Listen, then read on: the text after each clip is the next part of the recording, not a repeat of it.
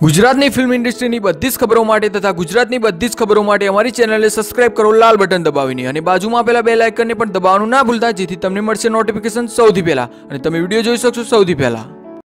નમસ્કાર મિત્રો, તો તમે જાણતા જ હશો કે રાકેશ બારોટનું એક ગીત આવ્યું હતું, બૈરું ગયું પિયર ને ફ્રીજમાં પડ્યું બિયર। આ ગીત લોકોને ખૂબ જ પસંદ આવ્યું હતું અને આ ગીત 41 મિલિયન વ્યૂઝ ક્રોસ કરી ચૂકી છે। પરંતુ કોઈ એક જગ્યાએ ડાયરાનો પ્રોગ્રામ હતો, ત્યાં એક વ્યક્તિ તેના ડાયરા પ્રોગ્રામમાં રાકેશ બારોટના આ ગીત વિશે ટિપ્પણીઓ કરતા ગીતની નિંદા કરી હતી, તેમજ તેને કહ્યું હતું કે આપણી સંસ્કૃતિ પ્રમાણે આપણા દેશમાં આ ગીત ના સોંપે। આ ગીતમાં એક સ્ત્રીનું અપમાન કરવામાં આવ્યું છે તેવું તે વ્યક્તિ કહે છે, તે તમે વિડીયોમાં જોઈ શકો છો।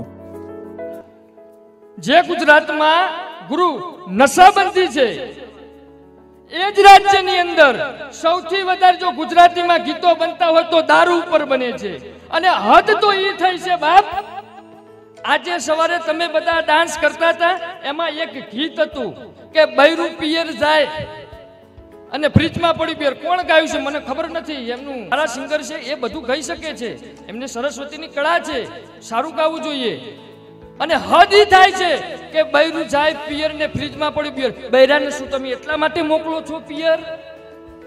અને હદ ઈ થાય છે કે એનાથી વધારે આગળ એના અંદર ઉપયોગો કેવા કરે છે। બૈરીને લપ કહે છે, લપ ગઈ પિયર, ઉબેટ ગઈ પિયર। શું તમારી માં એ તમારા બાપાની પત્ની એટલે શું એ ઉબેટ છે? એ શું લપ છે? જાહેરમાં આવીને કહો આ શું? આ બેનો તમે સાચું કહો, વાત સાચી કે ખોટી? અરે બાપ, આ તો સંતો મહંતોની ભૂમિ છે।